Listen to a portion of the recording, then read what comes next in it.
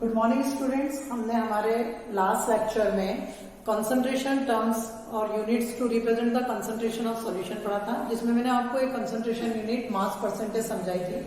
उसी mass percentage पे based एक न्यूमेरिकल्स में आपको ले रही हूँ। यहाँ पर calculate the mass percentage of the solute in solution prepared by dissolving 10 gram of solute in 60 gram of water. यहाँ पर जो सॉल्यूट है वो कितना लिया उन्होंने 10 ग्राम, और उसको कितने ग्राम वाटर में डिसॉल्व करा 60 ग्राम में। मास परसेंटेज के फार्मूले में हमें मास ऑफ सॉल्यूशन चाहिए रहता है, तो सबसे पहले हम मास ऑफ सॉल्यूशन को कैलकुलेट करेंगे।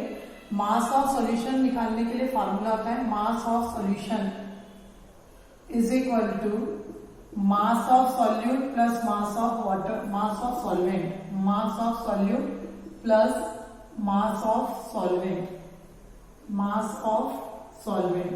सॉल्यूट कितना है आपके पास 10 ग्राम है और सॉल्वेंट कितना है 60 ग्राम है, तो टोटल कितना ग्राम हो गया 70 ग्राम आपका सॉल्यूशन हो गया। अब न्यूमेरिकल्स पर ध्यान दीजिए, मास परसेंटेज ऑफ सॉल्यूट निकालना है, मतलब केवल सॉल्यूट का मास परसेंटेज कैलकुलेट करना है। तो mass percentage of solute, mass percentage of solute, इसके लिए फार्मूला आ जाएगा मास of solute, mass of solute divided by mass of solution, mass of solution multiplied by 100। अब मास ऑफ सॉल्यूट कितना था आपका 10, मास ऑफ सॉल्यूशन कितना है 70 और इनटू कितना हो जाएगा 100। 10 1 जा 10, 10 7 जा 70, 100 डिवाइडेड बाय 7, तो 7 1 जा कितना होगा 7, 7 4 जा 28, 7 2 जा 14, यानी 14.2% आपका क्या प्रेजेंट है, सॉल्यूट प्रेजेंट है। अगर आपसे कहा जाता है कि वाटर का भी निकालिए, तो आप क्या करते हैं, वाटर का कैलकुलेट करने के लिए 100 में से मास परसेंटेज ऑफ सॉल्यूट को क्या कर देंगे, माइनस कर देंगे, तो वो मास परसेंटेज ऑफ क्या आ जाएगा, सॉल्वेंट आ जाएगा। तो ये जो न्यूमेरिकल मैंने आपके सामने किया, ये मास परसेंटेज को कैलकुलेट कैसे किया जाता है, इस तरह से ये ध्यान रखिएगा कि जब डायरेक्ट सॉल्यूशन दिया हो तो हमको फिर ये मास ऑफ सॉल्यूशन निकालने की जरूरत नहीं है, कैलकुलेट करने की जरूरत नहीं है। लेकिन अगर यहाँ पर अभी आप देख रहे हो अपने न्यूमेरिकल्स में 10 ग्राम ऑफ सॉल्यूट को 60 ग्राम ऑफ वाटर में डिसॉल्व किया है, मतलब सॉल्यूट और सॉल्वेंट का मास दिया है, सॉल्यूशन का मास नहीं दिया है, इसलिए हम सॉल्यूट और सॉल्वेंट के मास को ऐड करके सॉल्यूशन का मास निकालेंगे, कैलकुलेट करेंगे और इस तरह से उसको mass percentage of solute calculate करेंगे। अब अगली जो हमारी कंसंट्रेशन टर्म है वो है मोलैलिटी। जो अगली कंसंट्रेशन टर्म है वो है molality. Molality it is represented by small m, इसको स्मॉल एम से रिप्रेजेंट किया जाता है। मोलैलिटी की डेफिनेशन होती है it is number of gram moles of solute, number of gram moles of solute present in per kg of solvent, present in per kg of solvent, per kg of solvent. यानी अगर आपने 1 KG solvent लिया है, यहाँ solution नहीं लेना है, यहाँ पर हमको क्या करना है, सॉल्वेंट लेना है। तो अगर आपने 1 केजी सॉल्वेंट लिया है तो उसके अंदर सॉल्यूट के जितने नंबर ऑफ ग्राम मोल्स होंगे वो उसका क्या कहलाएगी, मोलैलिटी कहलाएगी। क्या कहलाएगी, मोलैलिटी। मोलैलिटी की यूनिट होती है, unit of molality is, unit of molality is kilogram mole per kg, gram mole per KG, ये मोलैलिटी की यूनिट होती है। मोलैलिटी को कैलकुलेट करने के लिए फार्मूला होता है m is equal to number of gram moles of solute, number of gram moles of solute divided by weight of solvent in kg, divided by weight of solvent in kg, weight of solvent in kg. ये जो आपका solvent है ये ध्यान रखिएगा, it should always be in kilogram because it is a demand of definition. Definition में आपने पर केजी कंसिडर किया है, तो वेट ऑफ सॉल्वेंट जो होना चाहिए वो केजी में होना चाहिए। अब आपको पता है, इसी चैप्टर में मैंने आपको बताया हम नंबर ऑफ मोल्स कैसे निकालेंगे, कैलकुलेट करते हैं। But number of moles, but number of moles means n equal to होता है mass divided by molecular mass, mass divided by molecular mass. तो अगर मैं नंबर ऑफ मोल्स की जगह पर इस फॉर्मूले को सब्स्टिट्यूट करूं तो मोलैलिटी का नया फार्मूला क्या हो जाएगा, मास of solute, mass of solute divided by molecular mass of solute divided by molecular mass of solute multiplied by volume weight of solvent in kg, weight of solvent in kg. तो इस तरह से हम molality को calculate करने का formula derive कर सकते हैं। नंबर ऑफ मोल्स की जगह पर वो सब्स्टिट्यूट कर दिया मैंने मास ऑफ सॉल्यूट और मॉलिक्यूलर मास ऑफ सॉल्यूट से, तो ये मोलैलिटी कैलकुलेट करने का फार्मूला हो गया। मोलैलिटी की क्या डेफिनेशन थी? It is the number of gram moles of solute present in per kg of the solvent. तो with the help of this formula we can calculate the molality, but so many times in the numerical weight of solvent is given in gram. जब हम numerical solve करने जाते हैं तो हम maximum time पर weight of solvent जो होता है वो ग्राम में दिया रहता है। तो आपको पता है ग्राम को किलोग्राम में कन्वर्ट करने के लिए हम 1000 से क्या करेंगे? डिवाइड करेंगे। जब यहाँ पर मैं जो वेट आपको ग्राम में दिया है उसको किलोग्राम में कन्वर्ट करने के लिए 1000 से डिवाइड करूंगी, तो ये 1000 कहाँ चला जाएगा? फार्मूले में ऊपर मल्टीप्लाई में चला जाएगा। तो यहाँ पर हमारा नया फार्मूला जो बनेगा वो क्या बनेगा? When weight of solvent is given in gram, weight of solvent is given in gram. जब वेट ऑफ सॉल्वेंट ग्राम में दिया हो तो मोलैलिटी कैलकुलेट करने का फार्मूला हो जाएगा मास of solute multiplied by 1000 divided by molecular mass of solute, molecular mass of solute multiplied by weight of solvent in kg, weight of solvent. क्योंकि अब आपने 1000 से डिवाइड कर दिया था, ऊपर मल्टीप्लाई में चला गया था, तो आपका जो वेट है वो किस में कन्वर्ट हो गया? किलोग्राम में। तो यहाँ पर हम क्या लिखेंगे? In kg. तो with the help of this formula we can calculate the molality. क्या है डेफिनेशन मोलैलिटी की? It is the number of gram moles of solute present in per litre of the solution. Molality के बाद जो है हम इसका एक न्यूमेरिकल लेंगे और वो न्यूमेरिकल है suppose 2.46 gram of NaOH is dissolved in 500 gram of water, dissolved in 500 gram of water. Calculate molality of the solution, calculate molality of the solution, molality of solution। solution की क्या calculate करना है आपको? Molality calculate करना है। तो सबसे पहले हम यहाँ पर गिवन लिखेंगे। गिवन में हमारा जो सॉल्यूट है वो NaOH है और NaOH का मास 2.46 ग्राम दिया हुआ है। तो mass of NaOH equal to 2.46 gram. उसको कितने ग्राम वाटर में डिसॉल्व किया? 500 ग्राम ऑफ वाटर में, यानी वाटर हमारा सॉल्वेंट है।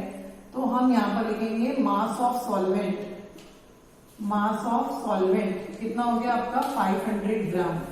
अब आपको पता है मोलैलिटी का फार्मूला मोलैलिटी कैलकुलेट करने के लिए मॉलिक्यूलर मास की जरूरत पड़ती है। और किसके मॉलिक्यूलर मास की? सॉल्यूट के मॉलिक्यूलर मास की।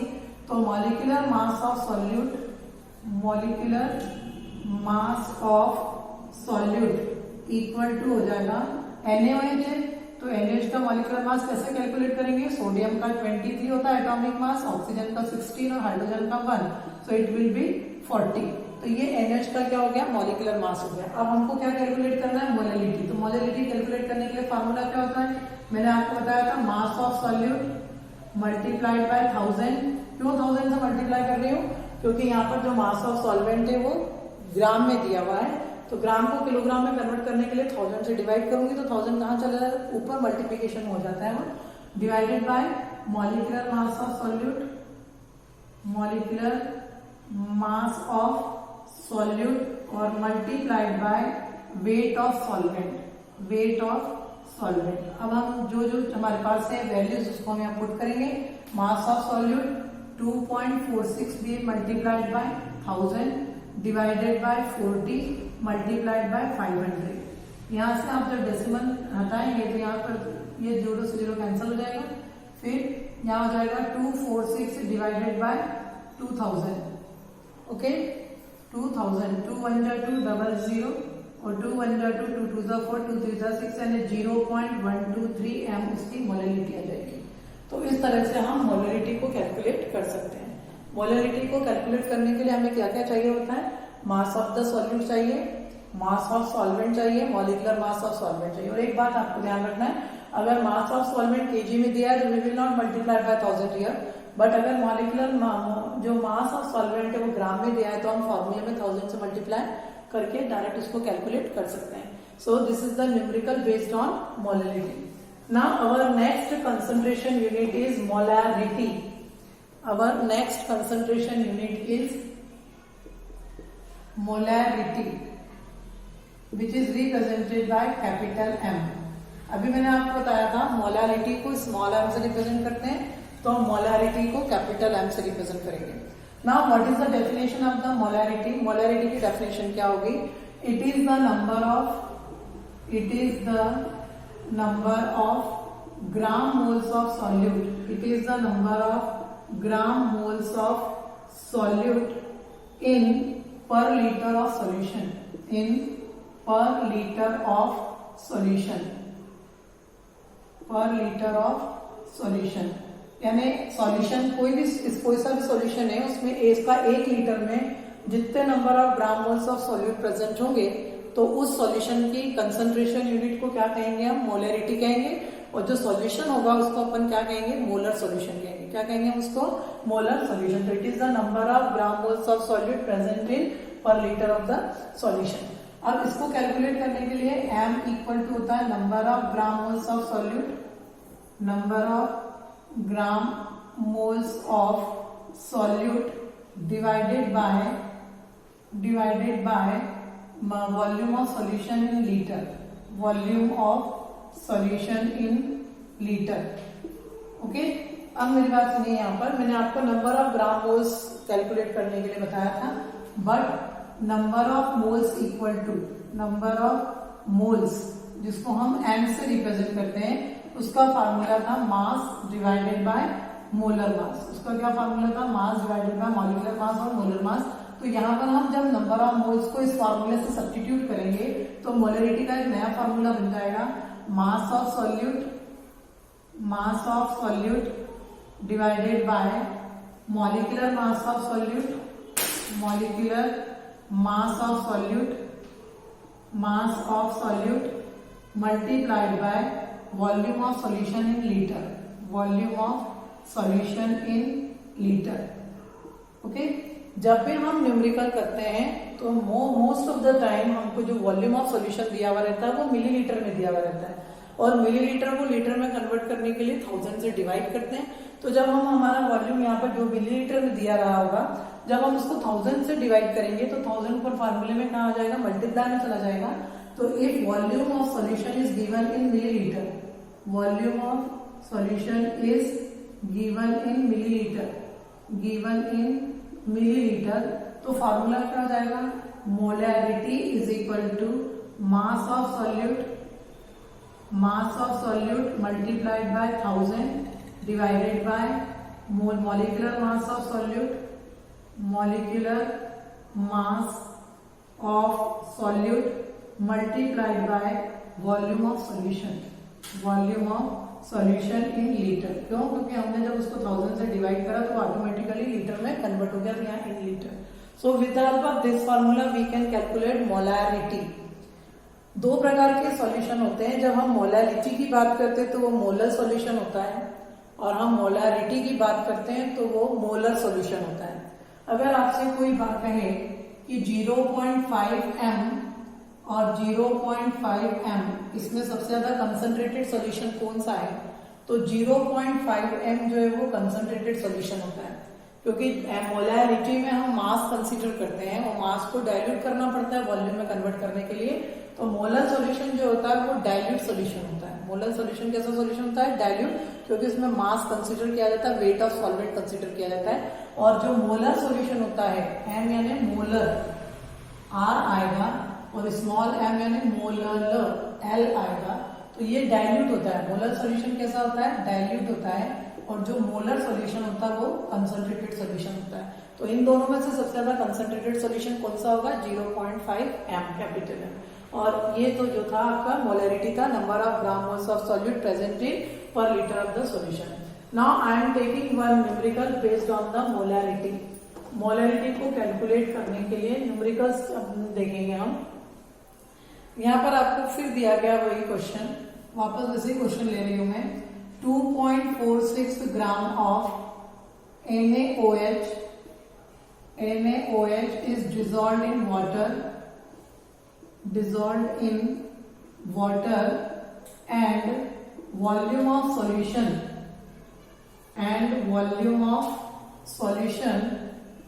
made to 100 milliliter in a volumetric flask.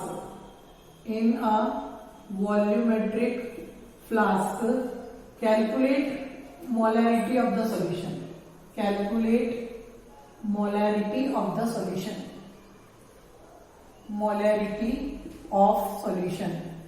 अब यहाँ पर जनरली स्टूडेंट ये देखकर घबरा जाते हैं कि वाटर में डिजोल्व करा है, वॉल्यूम इतना हो गया है, वॉल्यूमेट्रिक फ्लास्क है।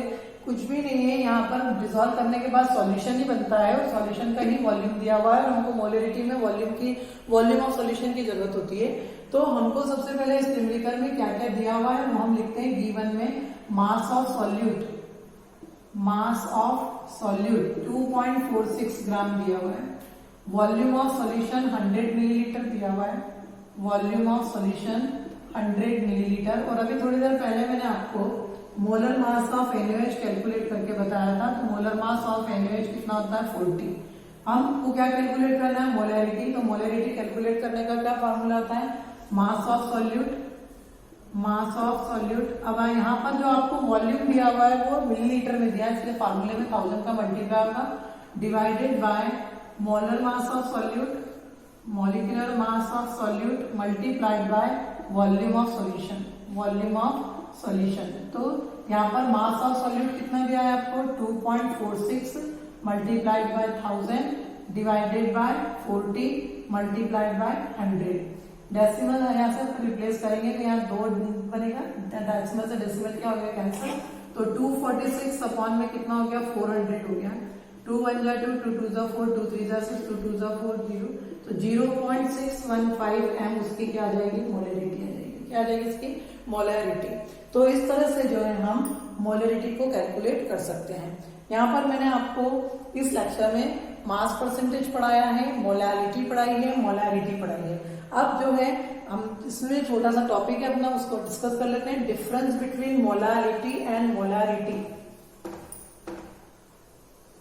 Difference between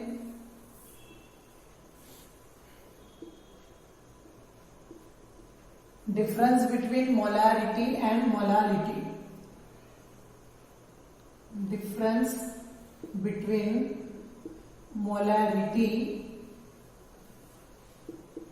molarity and molality means capital M and small m में हमको डिफरेंस पढ़ना है। स्टूडेंट्स पहला जो डिफरेंस है तो हम डेफिनेशन की बेसिस पे लिख सकते हैं।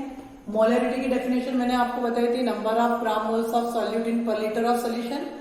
और मोलरिटी में number of gram moles of solute present in per kg of the solvent.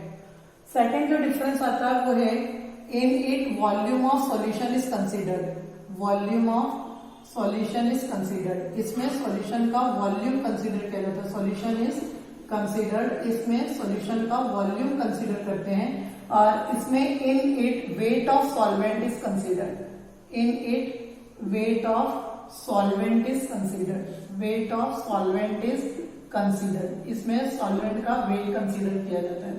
तीसरा जो वॉल्यूम होता है वो टेम्परेचर के डायरेक्टली प्रोपोर्शनल में होता है। Whenever you increase the temperature volume will also increase, whenever you decrease the temperature volume will decrease.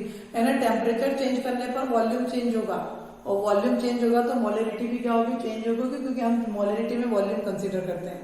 यानी जो नेट है वो क्या है इसका मेन कि on molarity changes with change in temperature. जब आप टेम्परेचर चेंज करोगे तो मोलरिटी भी क्या होगी चेंज होगी, because in molarity we consider the volume of solution, क्योंकि हम मोलरिटी में वॉल्यूम ऑफ सॉल्यूशन को कंसीडर करते हैं। तो जो नेक्स्ट डिफरेंस होगा it changes with change in temperature.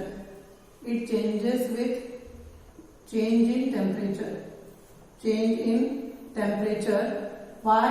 Because volume changes with change in temperature. Because volume changes with change in temperature. Change in temperature, क्योंकि वॉल्यूम चेंज होता है temperature change करने पर, लेकिन मोलरिटी पर टेम्परेचर का कोई असर नहीं होगा।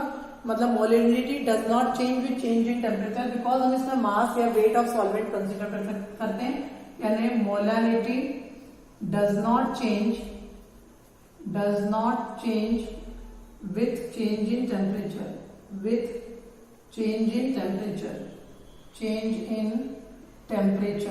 Molarity does not change with change in temperature, because हम इसमें मास और वेट ऑफ द सॉल्वेंट क्या करते हैं, कंसीडर करते हैं। तो so there are main 3 differences between molarity and molarity. Molarity में number of gram moles of solute present in per litre of the solution, molarity में number of gram moles of solute present in per kg of the solvent.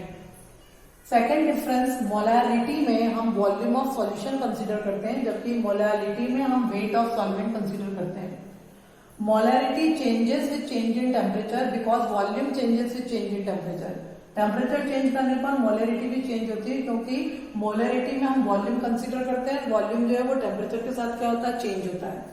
लेकिन molarity does not change with change in temperature, लेकिन molarity temperature change करने पर change नहीं होती है, क्योंकि हम मोलरिटी में वेट कंसीडर करते हैं और weight does not change with change in temperature. Temperature change करने पर वेट चेंज नहीं होता है।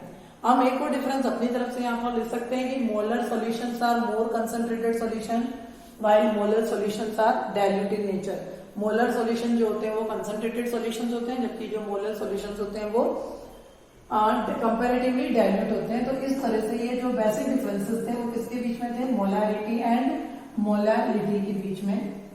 जो नेक्स्ट वन डेफिनेशन है, relation between molarity and molarity, relation between molarity and molarity. एक छोटा सा रिलेशन है आपका ये, अगर आपको मोलारिटी दी और मोलारिटी निकालना हो, या मोलारिटी दी और मोलारिटी निकालना, तो आप कैलकुलेट करना, तो कैसे कैलकुलेट करेंगे, तो वो रिलेशन है 1/m equal to d/m minus gmm divided by 1000।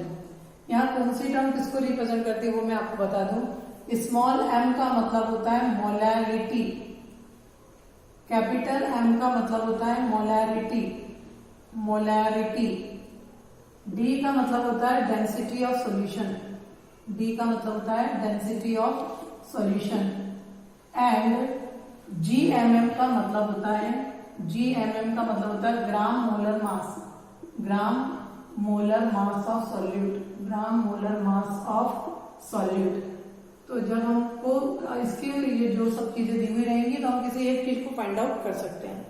ये जो रिलेशन मैंने आपको बताया है ये relation between molarity and molarity है। नेक्स्ट लेक्चर में हम इस रिलेशन पर बेस्ड न्यूमेरिकल्स करेंगे और नेक्स्ट कंसंट्रेशन यूनिट कंसीडर करेंगे, डिस्कस करेंगे। It is sufficient for today. Thank you very much.